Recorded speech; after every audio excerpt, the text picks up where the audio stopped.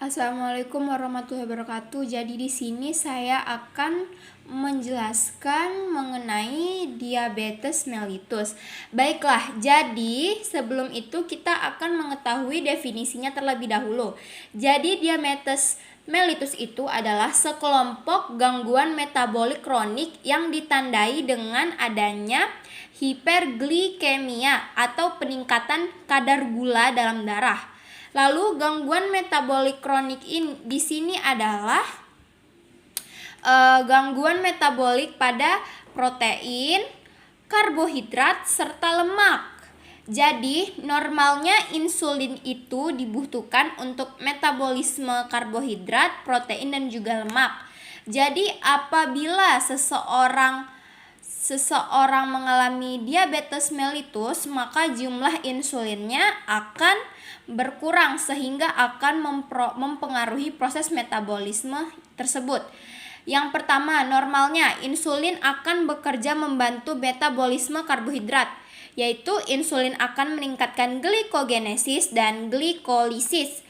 Lalu juga menurunkan glukogenesis. Lalu pada lipid, insulin ini normalnya berfungsi untuk menaikkan lipogenesis serta menurunkan ketogenesis. Dan pada protein menaikkan sintera protein dan menurunkan proteolisis.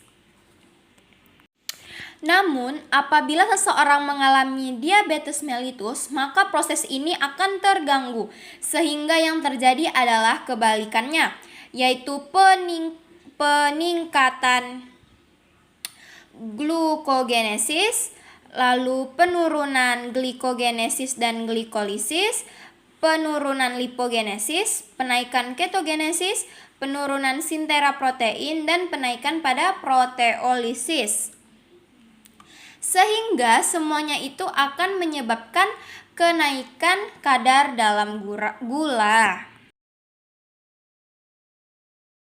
Nah, diabetes itu umumnya dibedakan menjadi dua, yaitu DM tipe 1 dan DM tipe 2, di mana DM tipe 1 ini disebabkan karena destruksi sel beta pankreas. Jadi insulin itu yang biasanya dihasilkan oleh sel beta pada pankreas, namun sel beta pada pankreasnya itu rusak. Nah, apabila sel betanya itu rusak, maka insulinnya itu tidak ada. Jadi defisiensi insulin absolut pada DM tipe 1. Nah, kenapa sih sel betanya itu bisa rusak? Itu ada banyak hal. Bisa dikarenakan karena genetik, ada juga penyebab lain, yaitu penyakit yang dia itu menyerang pankreas sehingga pankreasnya rusak, sehingga dia tidak bisa memproduksi insulin lagi. Nah, lalu kita masuk ke DM tipe 2. DM tipe 2 ini disebabkan karena adanya resistensi insulin atau pengurangan atau penurunan sekresi dari insulin. Penyebabnya juga banyak hal. Nah, faktor-faktor resiko yang dapat meningkatkan kecenderungan seseorang untuk menderita diabetes itu yaitu adalah family history atau genetik atau keturunan. Nah, jadi apabila sudah punya riwayat dulu orang tuanya sudah pernah kena DM, maka kita juga harus berhati-hati. Lalu yang kedua adalah faktor obesitas, lalu yang ketiga adalah hipertensi, dan yang keempat adalah ras. Jadi biasanya juga ada ras atau suku tertentu yang dia itu semakin tinggi potensinya untuk terkena diabetes mellitus.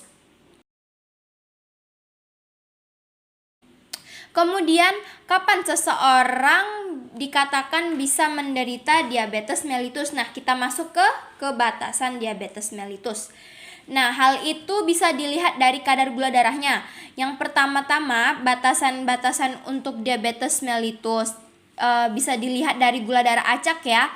Jadi apabila gula darah acaknya itu lebih dari 200 mg per dl, nah itu juga bisa. Lalu yang kedua itu kriteria kedua, kadar gula darah puasa. Itu apabila lebih dari 126 mg per dl, jadi itu juga bisa. Jadi untuk mengetes GDP ini, pasien itu harus disuruh berpuasa dulu, kemudian dites kadar gula darahnya berapa. Lalu, nah yang ketiga kita masuk ke gula darah 2 jam postprandial, yaitu apabila itu lebih dari 200 mg per dl ya. Jadi untuk mengetes gula darah postprandial ini, pasien itu disuruh makan terlebih dahulu yang glukosanya itu seberat 75 gram. Kemudian kalau 2 jam sesudahnya diukur kadar gula darahnya. Nah, apabila lebih dari 200 mg per dl, maka akan dikatakan pasien menderita diabetes mellitus. Lalu ya kriteria yang keempat adalah HbA1c. Jadi apabila kadar HbA1c-nya lebih dari 6,5%, maka seseorang itu juga bisa dikatakan mengalami diabetes mellitus. Namun juga apabila salah satu dari 4 ini terpenuhi, maka itu juga bisa dikatakan positif untuk diabetes mellitus tersebut. Nah, selain dari kriteria yang tadi, ada juga nih tanda-tanda dari diabetes mellitus pada pasien, yaitu poliuria, polidipsi, polifagia, dan berat badan tanpa sebab yang jelas, ataupun penurunan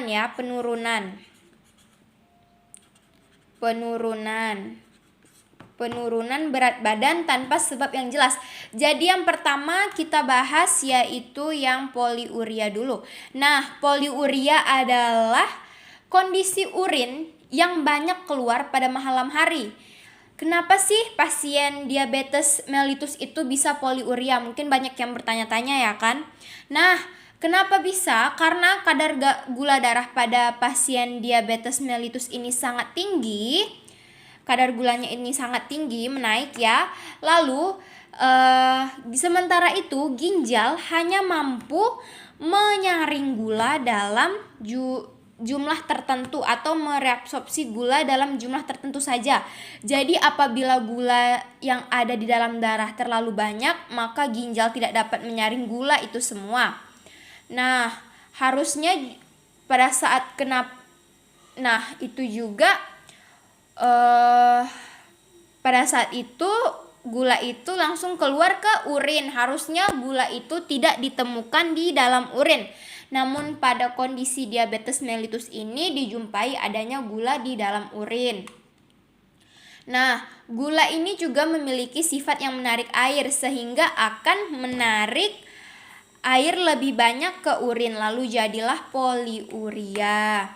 Nah, apabila seseorang mengalami poliuria, maka akan mendapatkan respon feedback dari tubuh, yaitu adalah munculnya rasa haus. Jadi pasien diabetes mellitus akan merasakan polidipsi atau haus atau banyak minum ya. Nah, yang ketiga adalah polifagia. Polifagia ini dikarenakan oleh gangguan metabolisme dari karbohidrat, dari lipid dan protein sehingga menyebabkan seseorang itu banyak makan. Nah, ya jadi yang ini ya, berat badan yang tidak jelas ini. Nah, itu tadi tanda-tanda dari diabetes mellitus. Nah, sekarang kita akan masuk ke komplikasi diabetes mellitus. Jadi dalam diabetes mellitus ini juga dapat menyebabkan komplikasi, yaitu mikrovaskular dan makrovaskular. Nah, mikrovaskular ini yang berkaitan dengan pembuluh darah, yaitu yang berukuran mikro atau kecil, yang terdiri dari retinopati atau gangguan di daerah mata, dan nefropati, gangguan yang ada di ginjal, dan satu lagi saya lupa tuliskan, neuropati, yaitu gangguan yang di saraf. Sementara untuk makrovaskular itu yang berkaitan dengan pembuluh darah besar. Jadi seperti itu komplikasi yang ada di dalam diabetes mellitus ini.